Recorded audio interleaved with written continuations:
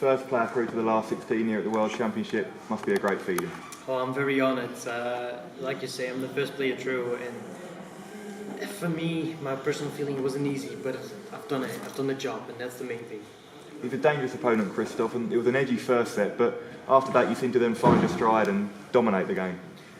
Yeah, but it doesn't matter who you play. The first set, it's always going to be nervy, but I know that I can just rock up to the stage and 15 darts, that's how I feel. 15 darts, whole throw, should be enough.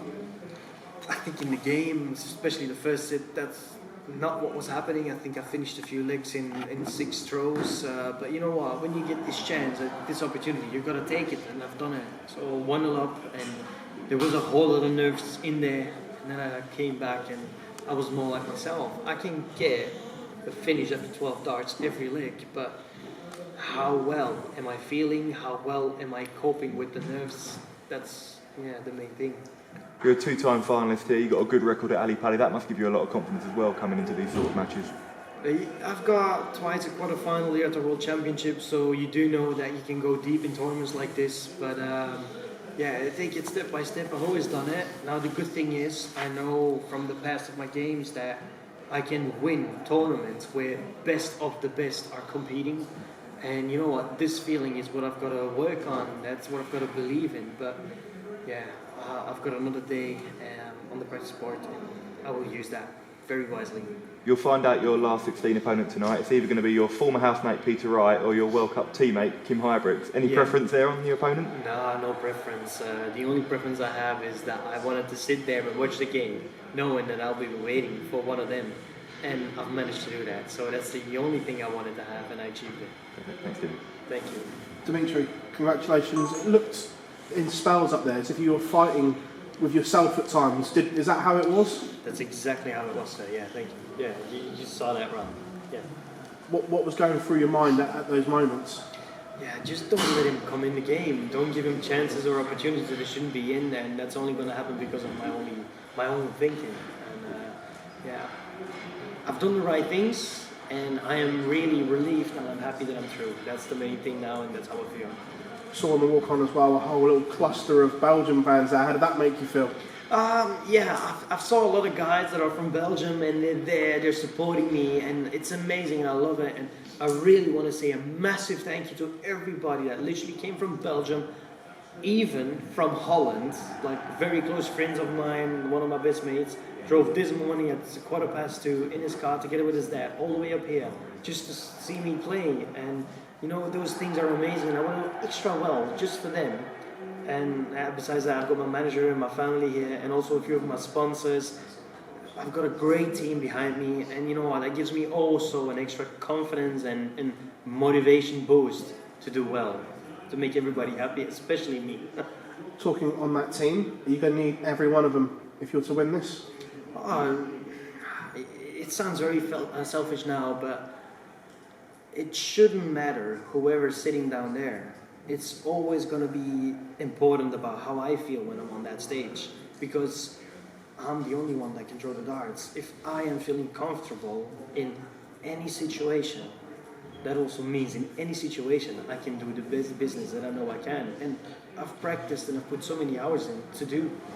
Dimitri, congratulations. Thank you. Dimi, congratulations. You're through to the last 16, but we haven't seen the best of you yet. How do you think you're going to get that out for the next match? I don't know, but if you compare last year to this year, I've played a really good first round game. For me, it was my first round, but obviously in a tournament it was a second round game against Florian Handball. And Florian just done an amazing thing in checkouts, and I had a better average, but I lost. And that was it for me. The campaign in the World Championship last year was my game that I started. I lost it straight away, and now I haven't shown the best or better material than that game, but I'm in the 4th round. So yeah, I'm just taking it on the chin, and every time again I've got a chance to do better, and I want to do better, especially if you want to win this tournament. Do you feel like you're more mature coming into this tournament and coming into this particular World Championship? You've got another year's experience behind you, and it's another world. Yeah, 100%, because everybody that joins, or especially as a seed, steps into the World Championship, there's always going to be one time in the world you've got to, or not really gotta, but you are gonna lose your first game you play. Doesn't matter which number in seed you are, you're gonna lose that game. It's just a matter of when is this gonna happen. And now I've had this experience, and you can work with it, and you can be ready for it. And yeah, this year it didn't happen to me, and I'm very proud of it. And yeah, I managed to get through after Christmas. And after Christmas, I managed to win another game, so I'm on a high. Cheers for your time, Dan. Thank you. Dimi, not many of us can say that we've been Peter Wright's lodger. What was he like as a landlord? Did he make you do the dishes, or send you out to the yard to collect the eggs from the chickens? Or No, he didn't say anything. Funny enough, he just gave me all clear. I could just be myself, I could just do whatever I like. And then again, I'm also, for a young man, I'm very grateful. Whoever helps me, whoever does great things to me, I am twice as grateful as the opportunities they gave me. And then again, Peter Wright, that time, he was the world champion. He had the world championship trophy at his house, and I was just looking at it. And he also let me allow it to hold the trophy up, and wow, this trophy, the one you want to win, is so heavy. That was incredible. Yeah. But yeah, then I started to be the person that I am, which is try to help as many as I could, which is helping him out to collect eggs. They've got a whole lot of chickens, and you know what, even Belgian chickens, and one of the Belgian chickens, they called them Dimmy, so that was really cool. That was really nice and funny. But yeah, I helped him out, and all of a sudden he said to me, Dimitri, you are carrying the box where all the eggs are going in. Do me one favor, don't drop it, because if you do, you've got a very big problem with the missus. And as soon as he said that, I was nervous for just carrying a box of eggs. But yeah, I was nervous. And besides that, 3 months over there, I had an amazing time. We had a lot of fun. We had the PDC home tour going on, so we was practicing all together. We practiced sometimes together. To be honest, Peter Wright is not a massive practicer, but he had over 300 sets of darts, and that helped me to create my new darts together with Team Target. And that was a great experience, and I had some fun. I really did. And he also said, like, if you want, next year you and your family can come over and celebrate Christmas together. So maybe in the future this will happen.